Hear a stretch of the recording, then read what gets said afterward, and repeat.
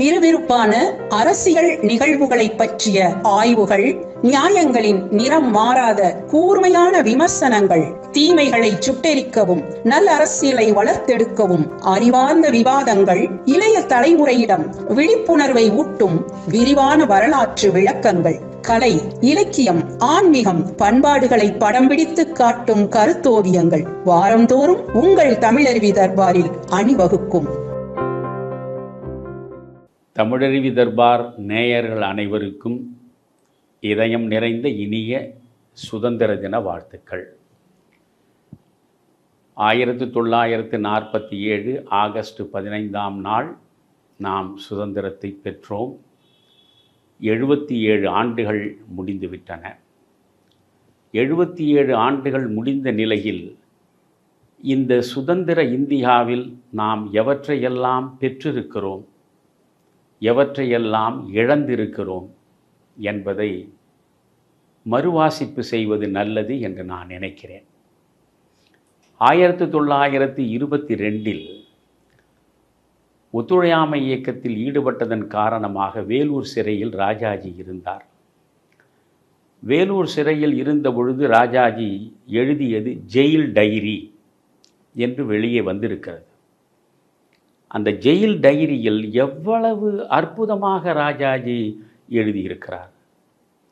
நினைக்கும் பொழுதே வியப்பாக இருக்கிறது. சுயராஜ்யம் கிடைத்தவுடன் நிறைந்த மகிழ்ச்சியும் திறமையுள்ள ஒரு நிர்வாகமும் நமக்கு வாய்க்கும் என்று நினைக்கிறோம். ஆனால் அதற்கு வாய்ப்பு இல்லை. சுயராஜ்யம் கிடைத்த பிறகு என்ன இந்த மண்ணில் நடக்கும் தெரியுமா? நிர்வாகம் திறமையற்றதாக இருக்கும், ஊழல் மலிந்திருக்கும், தேர்தல் ஒழுங்கீனம் நிறைந்ததாக இருக்கும், பணம் வைத்திருப்பவர்களுடைய கொடுங்கோன்மையில் மற்றவர்கள் நசுக்கப்படுகிற நிலையும் இருக்கும். ஆக தேர்தல் ஒழுங்கீனம், ஊழல், அநீதி, பணத்தினுடைய செல்வாக்கு ஆகியவற்றால் வாழ்க்கையே நரகமாகிவிடும். இதைத்தான் சுதந்திர இந்தியாவில் நாம் சந்திக்கப் போகிறோம். சுதந்திரம் பெற்றதன் மூலமாக ஒரே ஒரு நன்மையை நாம் அடைந்திருக்கிறோம். அது என்ன தெரியுமா? அடிமை விலங்கை அறுத்தெறிந்துவிட்டு கண்ணியமான வாழ்க்கையை நடத்துவதற்கான வாய்ப்பை சுதந்திரம் நமக்கு தரும். இது 1922 ராஜாஜி எழுதியது. இப்பொழுது யோசித்து பாருங்கள்.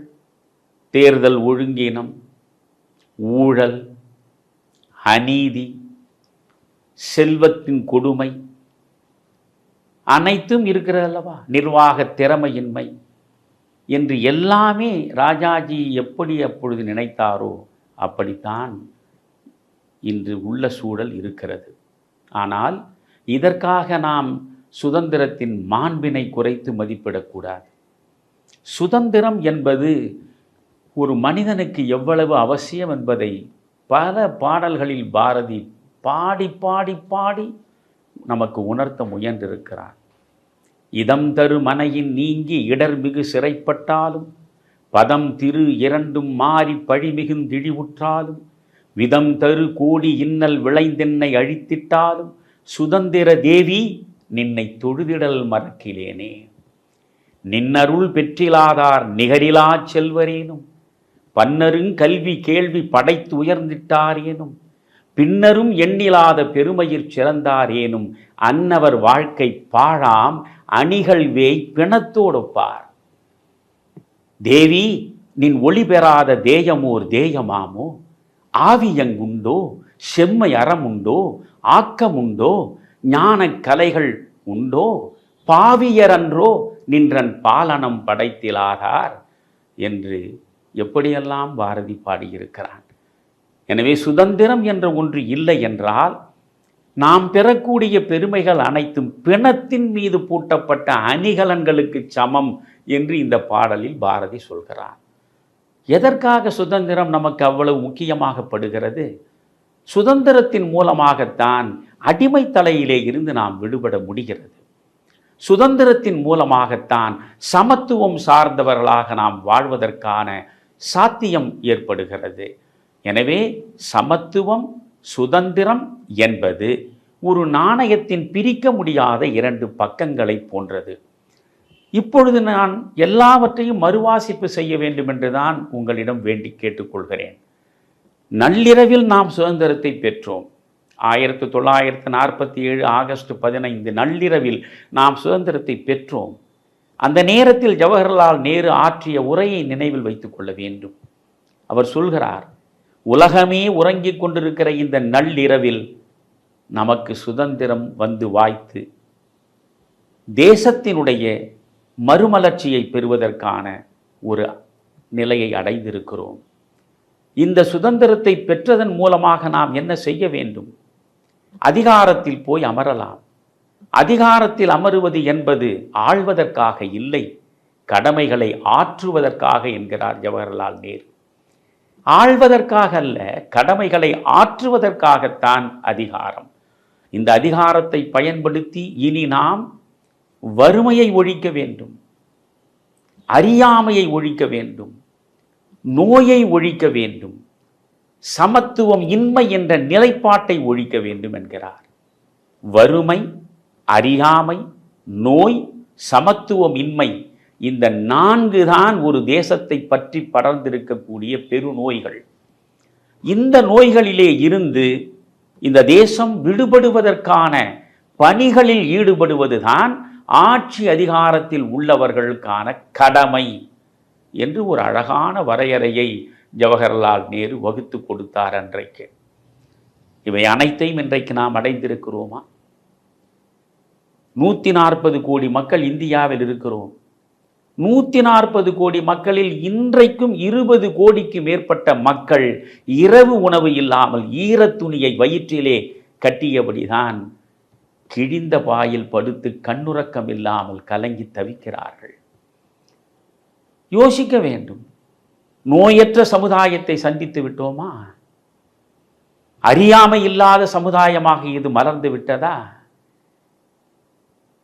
மகாத்மா காந்தியை சுதந்திரம் பெற்ற அடுத்த கணமே அத்தனை பேரும் சூழ்ந்து கொண்டார்கள். எல்லா பத்திரிகையாளர்களும் மகாத்மாவை பார்த்து கேட்டார்கள். அப்பொழுது கல்கத்தாவிலே இருந்தார் காந்தி. ஒரு இஸ்லாமிய சகோதரனுடைய வீட்டின் மாடியில் இருதயம் முழுவதும் ரணப்பட்ட நிலையில் முடங்கி கிடந்தார் காந்தி. அந்த காந்தியிடம் போய் கேட்கிறார்கள், உங்கள் கனவு நனவாகி விட்டதா? நாடு சுதந்திரம் பெற்று விட்டதே. அப்பொழுது காந்தி சொல்கிறார், I want a society that will wipe every tear from every eye. இந்த அரசியல் சுதந்திரத்தின் மூலமாக நமக்கு இவையெல்லாம் கிடைக்காது. அரசியல் சுதந்திரம், பொருளாதார சுதந்திரம், சமுதாய சுதந்திரம் அனைத்தையும் நாம் அடைந்தாக வேண்டும். எப்படிப்பட்ட சமுதாயமாக இந்திய சமுதாயம் இருக்க வேண்டும் என்று நான் விரும்புகிறேன். I want a society that will wipe every tear from every eye. ஒரு மனிதனின் கண்களிலிருந்தும் ஒரு சொட்டு கண்ணீரும் வராத இந்திய சமூகத்தை நான் சந்திக்க விரும்புகிறேன். அதை வெறும் அரசியல் விடுதலை மட்டுமே பெற்று தந்து விடாது என்றார். இவற்றையெல்லாம் நாம் திரும்ப திரும்ப நினைந்து பார்க்க வேண்டும். எந்த ஒன்றில் நாம் பாடத்தை கற்றிருக்கிறோமா என்று இந்த சுதந்திர தினத்தில் கொஞ்சம் யோசியுங்கள். எத்தனையோ நாடுகள் சுதந்திரத்தை பெற்றிருக்கின்றன. அடிமை தலையை அறுத்துவிட்டு சுதந்திரத்தை பெற்றிருக்கின்றன. ஆனால் எந்த நாட்டிலும் இது போன்ற கொடுமைகள் நடந்ததில்லை. இந்தியா சுதந்திரம் அடைந்த பொழுது லட்சக்கணக்கான மக்கள், இந்துக்களும் முஸ்லிம்களும் இரத்த வெள்ளத்திலே தான் கிடந்தார்கள். லட்சக்கணக்கான மக்கள் தங்கள் உடைமைகளையும் உயிரையும் காப்பாற்றிக் கொள்வதற்கு இங்கிருந்து அங்கும் அங்கிருந்து இங்குமாக பயணப்பட்ட அந்த சோக வரலாற்றை சிந்தித்து பார்த்தால் மத ரீதியாக மனிதர்களை பிளக்க வேண்டும் என்ற எண்ணம் நமக்கு வருமா? இன்றைய சமூகம் எப்படி இருக்கிறது? இன்றைக்கும் நாம் மதத்தை வைத்து அரசியல் செய்கிறோமே, சாதியை சொல்லி அரசியல் செய்கிறோமே, இனத்தை சொல்லி, மொழியை சொல்லி, சாதியை சொல்லி, மதத்தை சொல்லி இருக்கக்கூடிய மக்களை தனித்தனியாக பிரிக்கத்தானே நாம் பார்க்கிறோம். இன்று இந்த அரசியல் தானே நடந்து கொண்டிருக்கிறது. இந்த அரசியல் நடப்பதற்கான காகவா எத்தனை பேர் எவ்வளவு இன்னல்களையும் இடர்பாடுகளையும் அடைந்தார்கள். நான் ஒன்றை மட்டும் உங்களுக்கு சொல்ல விரும்புகிறேன். இன்று நாம் அத்தனை உரிமைகளையும் பெற்றிருக்கிறோம். நம்முடைய அரசியல்வாதிகள் அத்தனை சுகங்களையும் அனுபவித்துக் கொண்டிருக்கிறார்கள். அத்தனை அதிகாரங்களையும் அலங்கரித்துக் கொண்டிருக்கிறார்கள். இவர்களெல்லாம் இந்த சொர்க்க வாழ்வு வாழ்வதற்கு இந்த மண்ணில் எத்தனை மக்கள் தங்கள் வாழ்வையே ஆகுதியாக மாற்றினார்கள். ஒரு பகத்சிங்கைத்தான் பரவலாக நீங்கள் அறிவீர்கள். 25 வயதில் பகத்சிங்கும் சுகதேவும் ராஜகுருவும் தூக்கு கயிற்றில் தொங்கிய அந்த ஒன்றை பரவலாக மக்கள் அறிந்து வைத்திருக்கிறோம். ஒரு பகத்சிங், ஒரு ராஜகுரு, ஒரு சுகதேவ் மட்டும் உயிரிழக்கவில்லை. கத்தி இன்றி ரத்தமின்றி யுத்தம் ஒன்று வருகுது என்று நாமக்கல் கவிஞர் பாடியதன் மூலம் நாம் எந்த ரத்தமும் சிந்தாமலே அகிம்சை வழியில் காந்திய பாதையில் சுதந்திரத்தை பெற்றுவிட்டோம் என்று தவறாக பொருள் கொள்ளலாகாது. 3 விதமாக இந்த போர் நடந்திருக்கிறது. இங்கிருந்து வெளிநாடு சென்று வெளிநாடுகளில் இருக்கக்கூடிய இந்தியர்களை திரட்டி இந்தியன் நேஷனல் ஆர்மி என்ற INA-வை உருவாக்கி வெள்ளை ஏகாதிபத்தியத்தின் இராணுவத்தை எதிர்த்து இராணுவ ரீதியாக படை நடத்தி வெற்றி காண முயன்ற நேதாஜியை சிந்திக்க வேண்டும். அந்த நேதாஜியின் படையில் இருந்து சர்வபரி தியாகம் செய்த சகோதரர்கள் அனைவரையும் நாம் நன்றியோடு நினைந்து பார்க்க வேண்டும். ஒரு பக்கம் நேதாஜியினுடைய அணுகுமுறை, இன்னொரு பக்கம் பகத்சிங், ராஜகுரு, சுகதேவ் போன்றவர்கள் தீவிரவாதத்தின் மூலமாகத்தான் வெள்ளையனை வெளியேற்ற முடியும் என்று நினைத்து தங்கள் உயிரையே பலியாக கொடுத்தார்களே, அவர்களுடைய அணுகுமுறை, அவர்களுடைய தியாகம் ஒரு பக்கம். நண்பர்களே, நான் அத்தனை தியாக மறவர்களின் வரலாற்றையும் இயன்ற வரையில் படித்து படித்து மெய் செலுத்திருக்கிறேன். எனக்கு மிக மிக உருக்கத்தை தரக்கூடியது ஒருவனுடைய வரலாறு. இந்த சூர்யா சென் எப்பேற்பட்ட மனிதன் என்பதை நாம் யோசிக்க வேண்டும். இன்றைக்கு இருக்கக்கூடிய வங்காள தேசம் இப்பொழுது மறுபடியும் அங்கே இரத்த கலரியாக காட்சியளிக்கிறதே, அந்த வங்காளம் தேசம் அன்றைக்கு ஒன்றுபட்ட வங்கமாக இருந்தது. கிழக்கு வங்கம், மேற்கு வங்கம் என்று பிரிவினைப்படாத நிலை அப்பொழுது அனைத்தும் இந்திய மண்ணில் இருந்த சூழல். அப்பொழுது அந்த கிழக்கு வங்கம், அந்த வங்கத்தில் சிட்டகாங் என்பது ஒரு துறைமுக நகரம், மிக முக்கியமான துறைமுக நகரம் இன்றைய வங்கதேசத்தில் சிட்டகாங். அந்த சிட்டகாங் துறைமுக நகரத்திலே பிறந்தவன் தான் சூர்யா சென். இந்த சூர்யா சென் பள்ளியில் படிக்கிற பொழுதே தேச விடுதலையில் அவனுக்கு நாட்டம் வருகிறது. நம்மை வெள்ளையர் ஆள்வதா, அந்நியர் ஆதிக்கத்தில் நாம் அடிமையாக இருப்பதா என்று பள்ளி பருவத்திலேயே அவன் சிந்திக்க தொடங்குகிறான். பள்ளி படிப்பை முடித்துவிட்டு அவன் கல்கத்தாவில் பர்ஹாம்பூர் என்கிற இடத்தில் அவன் கல்லூரியில் சேருகிறான். அந்த நேரத்தில் மிக தீவிரவாத இயக்கமாக இருந்தது அனுஷீலன் இயக்கம் என்ற ஒன்று. அந்த அனுஷீலன் இயக்கத்தில் அவன் தன்னை இணைத்துக் கொள்கிறான். அதே நேரத்தில் யுகாந்தர் என்று ஒரு அதிதீவிரவாத அமைப்பு ஒன்று இருந்தது. அந்த யுகாந்தரிலும் தன்னை அவன் ஈடுபடுத்திக் கொள்கிறான். BA படித்து முடிக்கிறான். படித்து முடித்து கல்கத்தாவிலே இருந்து மீண்டும் சிட்டகாங் வருகிறான். சிட்டகாங்கில் வந்தவன் அங்கே தேசியர்களுக்கு தர வேண்டும் என்று சிந்திக்கிறான். ஆங்கிலேய கல்வியை கொடுப்பதன் மூலம் இந்த தேசத்தின் மீது பற்றை இளைய மக்களின் இதயங்களில் கொண்டு வர முடியாது. அதனால் தேச உணர்வை தூண்டுகிறார் போன்ற தேசிய கல்வியை தருவதற்கு அவனே ஒரு பள்ளிக்கூடத்தை உருவாக்குகிறான். அந்த பள்ளிக்கூடத்தில் சேரக்கூடிய மாணவர்களை தேசபக்தர்களாக அவன் மாற்றுகிறான். அவன் ஆசிரியராக இருந்து அவனே போதிக்கிறான். அதனாலேதான் அவனை அத்துணை பேரும் மாஸ்டர் தா என்று அன்போடு அழைத்தார்கள். அப்படி மெல்ல மெல்ல அவர்களுக்குள்ளே தேசபக்தியை உருவாக்கி அந்த யுகாந்தர் என்கிற தீவிரவாத அமைப்பை வலுப்படுத்துகிறான். 150 இளைஞர்களை ஒன்றாக திரட்டுகிறான். முழு வரலாற்றையும் சொல்வதற்கு இது வாய்ப்பில்லை. அதனால் முடிந்தவரை சுருக்கமாக சொல்கிறேன். 150 பிள்ளைகளை தேசப்பற்று மிக்க இளைஞர்களாக அவன் உருவாக்குகிறான். அந்த 150 பேரை அவன் உருவாக்கினான். 1918 BA முடித்துவிட்டு சிட்டகாங்குக்குள்ளே வந்தான். வந்தவன் தேசிய கல்வியை தருவதற்காக ஒரு பள்ளியை நடத்தினான். அந்த பள்ளியில் ஒரு 150 தீவிரவாத உணர்வு சார்ந்த பிள்ளைகளை உருவாக்கினான். அதற்கு பிறகு 5 ஆண்டு காலம் திட்டமிட்டான். 1923 அஸ்ஸாம் பெங்கால் ரயில்வே கருவூலம் என்று இருக்கிற அந்த கருவூலத்தில் பட்டப்பகலில் இந்த பிள்ளைகளை வைத்துக் கொண்டு கருவூலம் முழுவதையும் சூறையாடினான். வெள்ளை ஏகாதிபத்தியமே அதிர்ந்து போனது. பட்டப்பகலில் இப்படி சூறையாடக்கூடிய அளவுக்கு ஒரு துணிச்சல் வந்துவிட்டது என்றால் அச்சமற்று போய்விடுவார்களே அனைவரும். எனவே இந்த சூர்யா சென்னை எப்படியாவது கண்டெடுக்க வேண்டும் என்று வெள்ளை ஏகாதிபத்தியம் கடுமையாக முயன்று பார்க்கிறது. ஆனால் முடியவில்லை. 1918 வந்தான், பள்ளியை அமைத்தான், இளைஞர் படையை உருவாக்கினான், 5 ஆண்டுகள் திட்டமிட்டான். 1923 அந்த அஸ்ஸாம் பெங்கால் இராணுவ கருவூலத்தை அவன் கொள்ளையடிக்கிறான். அதற்கு பிறகு இன்னும் 7 ஆண்டுகள் கடுமையாக திட்டமிடுகிறான். கடுமையாக திட்டமிட்டு 1930 இந்த 150க்கும் மேற்பட்ட இளைஞர்களை வைத்துக்கொண்டு ஆயுத கிடங்கை அவன் சூறையாடுகிறான். இராணுவத்திற்கும் காவல்துறைக்கும் வழங்கக்கூடிய ஆயுதங்கள் அனைத்தும் குவிந்து கிடந்த அந்த இராணுவ கிடங்கை குறிவைத்து இந்த 150 பேரும் புறப்படுகிறார்கள்.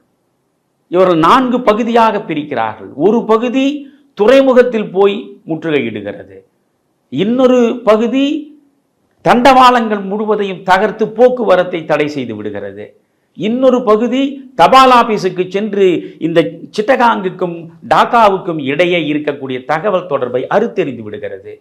ஒரு பகுதி இராணுவத்தின் தளவாடங்கள் அனைத்தையும் சேகரிக்கிறது. இப்படி திட்டமிட்டு 7 ஆண்டுகள் மொத்த இராணுவ தளவாடங்களையும் மூட்டை கட்டி கொண்டு புறப்பட்டு விட்டார். வெள்ளை அரசாங்கமே அதிர்ந்து போனது. எப்படியும் சூர்யா சென்னை பிடித்து விடுவது என்று முயன்றார்கள். அவன் அஞ்சி ஓடவில்லை, பதுங்கவில்லை. அவனை இவர்கள் பின்பற்றி கொண்டே செல்லுகிற பொழுது ஒரு மலை அடிவாரத்தில் 17 நாட்கள் இந்த வெள்ளை ஏகாதிபத்தியத்தின் இராணுவத்தோடு அவன் போராடினான். 17 நாட்கள் போராடிய பிறகு அவன் தப்பி விடுகிறான். இராணுவத்தால் கைப்பற்ற முடியவில்லை. அங்கிருந்து சென்றவர்கள் காலகட்டம் என்கிற ஒரு ஆற்றங்கரையிலே இந்த கிராமத்தை அடைகிறார். அந்த கிராமத்தில் ஒரு குடிசையில் ஏழ்மை நிலையில் ஒரு விதவை பெண் வாழ்ந்து கொண்டிருக்கிறாள். அவள் இவர்களுக்கு அடைக்கலம் தந்தாள். உடனே வெள்ளை அரசாங்கம் அறிவித்தது, சூர்யா சென்னை கையோடு பிடித்து கொடுத்தாலோ அல்லது அவன் இருக்கும் இடத்தை தெரிவித்தாலோ 10,000 ரூபாய் தரப்படும் என்று. யோசித்து பாருங்கள், 1930 10,000 ரூபாய் என்றால் இன்றைக்கு 100 கோடிக்கு மேல் இருக்கும்.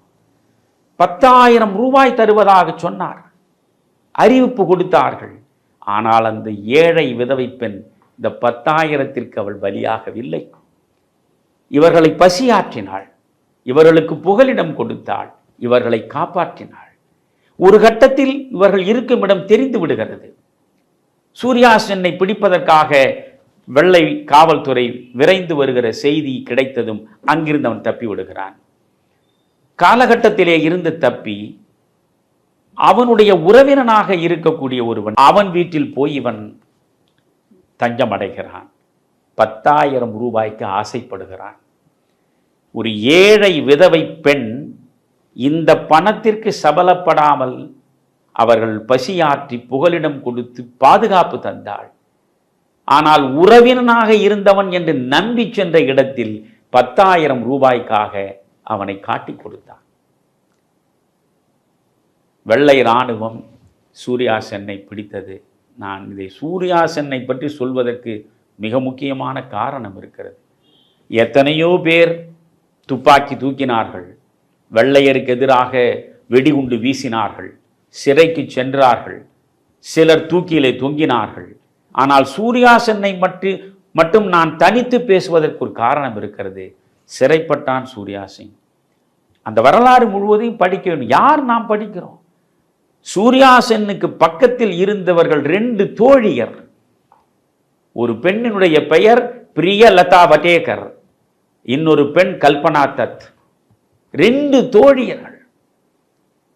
இந்த பிரியலதா வடேகர் என்கிற பெண், இவளும் கல்லூரியில் கல்கத்தாவிலே படித்தாள். கல்பனா தத்தும் கல்லூரியில் படிக்கிறாள் கல்கத்தாவில். 2 பேரும் கல்லூரியில் படிக்கக்கூடிய படிப்பை நிறுத்திவிட்டு இளமையிலேயே சூர்யா சென்னோடு சேர்ந்து அந்த புரட்சியில் ஈடுபட்டார்கள். 42 முறை சிறை சென்று விட்டவர்களை எல்லாம் வெவ்வேறு விதமான வடிவங்களில் சென்று அந்த வெள்ளையருடைய காவல்துறைக்கு தெரியாமலேயே பார்த்து பல விஷயங்களை பரிமாறிக்கொண்டவள் இந்த பிரியலதா வடேகர். 42 முறை வெள்ளையர்களை ஏமாற்றி போயிருக்கிறார். ஒரு முறை இந்த வெள்ளையர்கள் இன்பத்தை அனுபவிப்பதற்காக ஒரு கிளப்பை வைத்திருப்பார்கள், யூரோப்பியன் கிளப். அந்த கிளப்பில் இவர்கள் அத்தனை பேரும் கூடியிருக்கிற பொழுது இவர்களை கொன்று விடுவது என்று முடிவெடுக்கிறாள் பிரியலதா வடேகர், கல்பனா தத் 2 பெண்களும். அப்படி இந்த 2 பெண்களும் முயலுகிற பொழுது கல்பனா தத் கைது செய்யப்பட்டு விடுகிறாள். கல்பனா தத் சிறையில் அடைக்கப்பட்டாள். பிரியலதா வடேகர் தப்பித்து விட்டாள். கல்பனா தத் இல்லையே என்பதற்காக இவள் முயற்சியை கைவிடவில்லை. இந்த பிரியலதா வடேகர் தானாகவே சென்று அந்த கிளப்புக்குள்ளே நுழைந்து பார்த்தவர்களை எல்லாம் சுட்டு தீர்க்கிறாள். வெறி கொண்டு அவள் துப்பாக்கியாலே சுடுகிறாள். அதையும் மீறி அந்த வெள்ளை இராணுவம் அவளை முற்றுகையிட்டு விட்டது. தப்ப முடியாத நிலையில் சயனைடை அருந்திவிட்டு அங்கேயே செத்து போகிறாள். ஈழத்தில் சயனைடை அருந்தி செத்தவர்களை பற்றித்தான் நாம் கேள்விப்பட்டிருக்கிறோம். 1930களிலேயே அந்த வெள்ளையர் பிடியில் சிக்கக்கூடாது என்பதற்காக சயனைடை அருந்திவிட்டு செத்த அந்த பிரியலதா வடேகரை பற்றி இன்று ஒரு இளைஞனாவது அறிந்து வைத்திருப்பானா? ஒரு இளைஞனாவது சிந்தித்து பார்ப்பானா? விலாசமற்று போனார்கள் இவர்கள் அத்தனை பேரும். இந்த கல்பனா தத் பிறகு நாடு கடத்தப்பட்டார். நாடு கடத்தப்பட்ட கல்பனா தத் பல்லாண்டு காலம் அவர் நாடு கடத்தப்பட்ட நிலையிலிருந்து விடுபட்டு மீண்டும் அவர் கல்கத்தாவுக்கு வருகிறார். கல்கத்தாவில் வந்து மறுபடியும் அவர் தன்னுடைய பட்டப்படிப்பை தொடர்கிறார். படித்து முடிக்கிறார். முழுமையாக தேச சேவையில் ஈடுபடுகிறார். கம்யூனிஸ்ட் இயக்கத்தினுடைய தலைவராக இருந்த PC ஜோஷி என்பவரை அவள் திருமணம் செய்து கொள்கிறாள். ஆனால் இவளுடைய தியாகத்திற்கு கிடைத்த மரியாதை என்ன? 1946 தேர்தல் நடக்கிறது. அந்த தேர்தலில் அவள் நிற்கிறாள், தோற்று போகிறாள். இவளுடைய வீரம், இவளுடைய தியாகம் இந்த மண்ணில் அங்கீகரிக்கப்படவில்லை. அத்தோடு அவள் பொது வாழ்விலிருந்து விடுபடுகிறாள். விடுபட்ட பின்னும் கூட விவசாயத்தில் ஈடுபட்ட மகளிர், மற்ற தொழில்களில் ஈடுபட்ட மகளிர் எல்லாம் ஒன்றிணைக்கின்ற சமூக சேவையில் இருந்து காலம் முழுவதும் வாழ்ந்துவிட்டு கண்மூடினார். அந்த கல்பனா தத்தை இன்று எத்தனை பேர் அறிந்து வைத்திருக்கிறோம்? இவர்கள் எல்லாம் இந்த சூர்யா சென்னோடு இருந்தவர்கள். இப்பொழுது நான் மீண்டும் சூர்யா சென்னை சொல்கிறேன். இந்த சூர்யா சென் சிறைக்கு போனான். சிறைக்கு போன சூர்யா சென் மீது அவ்வளவு வன்மம் இருந்தது வெள்ளைக்காரர்களுக்கு.